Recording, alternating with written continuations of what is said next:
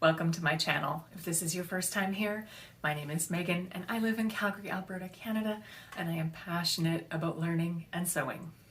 Today I'm going to talk a little bit about the Make 9 challenge and my sort of different take on it to suit my sewing goals and the direction I want to go with my sewing practice. So if you're not familiar with the Make 9 challenge, this is sort of something that happens in January of every year where sewists take a look at the patterns that they've made in the past year or moving forward and set some goals and typically identify 9 garments or 9 patterns they want to make that year. So we're now well into 2021 and I thought it was maybe a little bit late for me to do a Make 9. And while I don't think it's ever too late to start, I believe that the Make 9, the people that started the Make 9 initiative have even said that you could start at any time in the year. It doesn't really matter. For me, I thought that maybe, well, I'm sure I'll make more than 9 garments for the remainder of the year. It didn't really fire me up as a challenge to participate in. So I was thinking about it, but I still really like goals and projects and sewing towards that type of initiative or challenge. And so I thought I would take a different spin on it and it's still a 9 grid, but I will make 3. So it's 3 patterns that I want to make, use 3 fabrics from my stash I want to use, and learn 3. So 3 sewing skills that I want to try before the end of the calendar year. So first I'm going to show you the fabric, because don't we all love to look at fabrics from other people's stashes. So first I'm going to show you the 3 fabrics that I've picked from my fabric stash that I want to use this year. All 3 of these fabrics have been in my stash for a couple years now. All 3 of them were purchased, 2 of them on a whim and 1 of them with a project in mind, and I'm no longer interested in doing that project. So they're all a little bit what I would consider to be a little bit precious to me. Not that they were expensive or irreplaceable, but they've been sitting on the shelf for so long that now I feel like, oh my God, I really have to be mindful in how I use these. Like I really want to succeed. So anyway, it's time for them to become clothing, because fabric, while it's beautiful when it sits on the shelf, it's supposed to have a purpose. It's supposed to become clothing. I mean, it can be decor too, but it's supposed to be clothes. So I would rather be walking around wearing this stuff. So anyway, the first is some Rifle Paper Company rayon that I ordered and had shipped to my dad in Arizona. And this is 5 years ago. This is one of the very first pieces of fabric that I ordered ever, and when I started dressmaking again. And I saw it online, I think on the Cashmere website, someone had made a Springfield top, and I thought it was beautiful. Like I've always loved Rifle Paper Company illustrations, but I've been too scared to use it. And now I can't get this exact print locally. I can get Rifle Paper Company fabric or rayon in a gorgeous array of prints locally at Rick Rack or other fabric stores. So while at the time, like I had to order it to a different country, fly to that country and pick it up, though I was there to visit, I don't have to do that anymore. So I should use this. It shouldn't just sit on the shelf and collect dust. The second is this embroidered rayon. So it's black with white embroidery. I have quite a bit of it. I have 3 meters of it. I bought it at Fabricland a couple years ago. I bought it to make the Seamwork Patsy skirt, and I don't think it will work. I think it's too sheer. I don't want to align the skirt. I'm not really interested in making it anymore. It was sort of one of those, I was new, didn't know what to buy, and then I bought the fabric, and then I found out I was expecting a baby and then didn't want to make a skirt I couldn't wear, and then the season was over and it's sat on the shelf ever since. But I think its time has come to become something. I just don't know what. So if you have any suggestions for me, leave it down below. It's a little bit gauzy. It's almost like a gauze texture. It's got embroidery, quite big, and I have 3 meters of it, so I could easily make a dress or a caftan or something like that.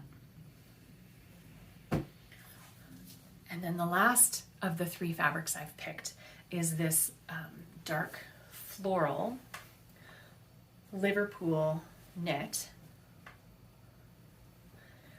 And I bought this with my aunt when I was visiting her in Winnipeg a couple of years ago. She took me to Marshall's Fabrics and I thought it was beautiful. I thought it was unlike any fabric that I had seen locally to that point. I didn't really even know what it was. I think I bought it and I thought I'll make a cashmerette Turner dress with it.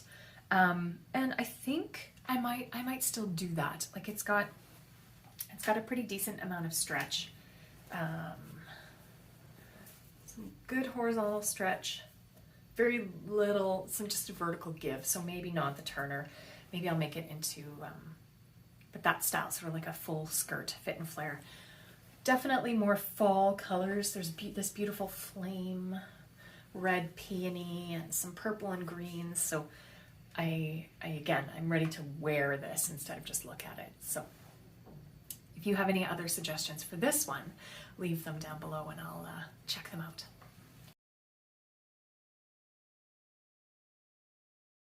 So I picked 3 patterns that I want to try this year through the remainder of the year.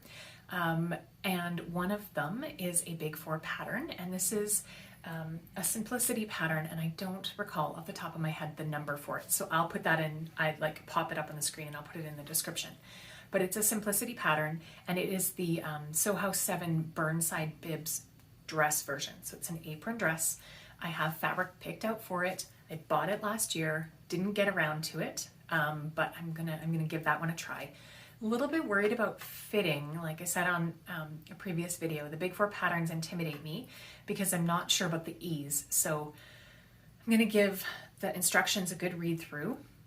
I'm gonna highlight the parts that don't make sense to me. Pick that tip up from another Friday Sewist that I watched recently. Highlight the parts that don't make sense to me. Then I'm gonna measure the pattern pieces and see like how, and compare it to my body measurements and see how that goes. But I think that would be really cute for summer and fall, and so I want to get on that one pretty quickly. The next pattern that I want to try this year is the Love Notions Glissando, and this is a pattern that includes both a wide leg pant and a skirt.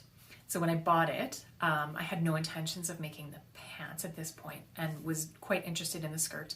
I have some teal corduroy in my stash that I bought to make this skirt. I would like to do that. I'd like to do an exposed jean button on it. I think it's really cute. But I'm also interested now in trying the pants. So I'm gonna cheat a bit and leave that open, but I want to attempt that pattern, be it pants or skirt. We'll see how it goes. Maybe it will be both. And the last pattern on my make three is the Sew Over It penny dress. So I think the Sew Over It penny dress is really cute. It's got like gathering, it's a little bit vintage, it's sort of their older pattern style, their aesthetic with that vintage. It's a little bit summery, it's sort of, you know, farmhouse, countryside, cottagey, but I think I can totally wear that to work and out on the town, on the patio, around my house, whatever. So I want to give that one a try. I've heard good things, and one of my online sewing friends has made it. Hi Claire, so if you're watching. So I might come to her to help, but it's really cute. I like the collar on it, the gathered, the elastic waistband for fitting. I think it will be a really sweet dress. So the last category on my Make 9 modification is Learn 3. So I've came up with a list of different sewing techniques or skills that I would like to learn, and I'm going to pick 3 of them and try to incorporate these into various projects. And I also tried really hard not to cheat and include things that were in the patterns that I picked. So like I'd like to get better at doing buttonholes, but buttonholes are part of the Glissando and that doesn't count. So I'm going to learn to do that with that pant or skirt anyway. But there's 3 skills that I would like to pick up this year, and they are to get more confident at installing zippers. So to install a zipper into a garment. I have taken a zipper workshop at Rick Rack Textiles, I mentioned it previously, and learned I think 4 different zipper installation methods, and so I'm feeling quite confident that I can do it. I just haven't done it in a garment for me. I've put zippers into dresses for my daughter when she was little and would wear like cute little toddler dresses running around. And that did it without even really thinking about it, but haven't done it for me. So I would like to install a zipper in a garment. Maybe I'll cheat and install a zipper in a bag first to practice, but we'll see. I'd like to install a zipper. The second one is I would like to try smocking. No, shearing. So they're two different things. Shearing is with elastic. Smocking is when you embroider the pleats together. So I'd like to try shearing. I think I see it everywhere in patterns and clothes for spring and summer. I think sheared back on a dress would be really cute, or some sheared detail maybe on the sleeve cuff or on a midriff. I have a couple patterns that I think would work, or take a look online and see what I can find. So I would like to try that. I think it would go sort of really well with the aesthetic I'm envisioning in my head of Fantasy Megan, who like has picnics and listens to folk music in the park and drinks wine out of a picnic basket and wears beautiful dresses all the time and isn't covered in mysterious yogurt stains. So I'm gonna give that a try. And then finally, I would really like to learn how to do a rolled hem on my serger. So I think that it's a really pretty finish on blouses or dresses, and napkins, to be honest. I meant to make my brother and sister-in-law a set of dinner napkins for Christmas.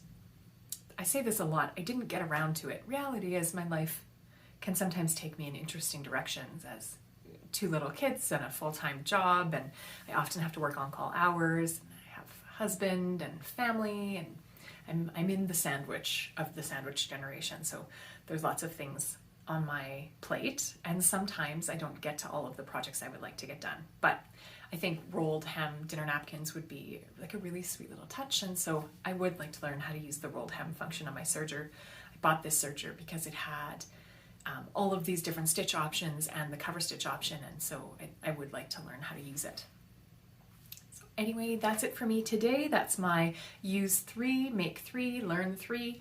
If you have anything, if you'd like to try this too, please make a video and then come back and let me know you've done it, or on Instagram, or list it down below. What would you like to use, make, and learn as we move forward into the rest of 2021. The year is still relatively new, and there is no time to start fresh like today.